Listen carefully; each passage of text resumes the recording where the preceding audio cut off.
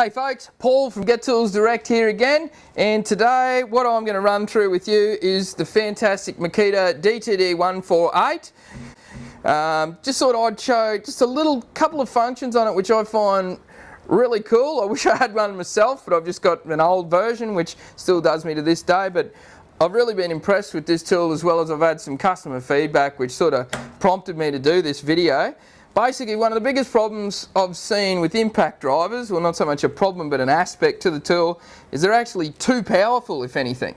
So this lovely little tool actually has the button, which we'll show you close up, that you can push down here to not only give you 3 speeds of the tool, being slow, medium or fast, but it also has what I would call the torque regulator on it, so that when you're driving screws and the screw gets put under load, or basically the head of the screw is basically getting close to being set, to make it easier for you to set that head of the screw and get it nice and accurate, instead of it blasting it away at 400 million miles an hour, what it senses is that, oh okay, it's getting close to that screw being set, I'll slow down the impacts and the speed so you get more control and you're not having to fiddle around with the trigger. I'll show you what I'm talking about.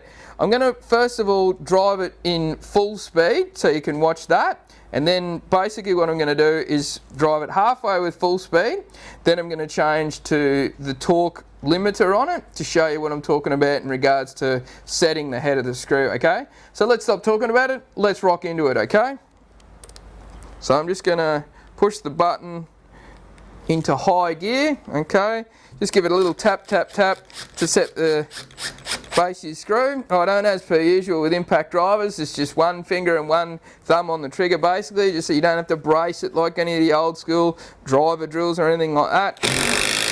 As you can see, that's blasting the button screw into hardwood at an incredible pace. No pre-drilling or anything, but if I keep going like that, it's going to be harder for me to control where the head of the screw sets, right? So all I'm going to do there is just pull the tool out, push the button again, so just the torque function's available, and you'll see it slows down a lot.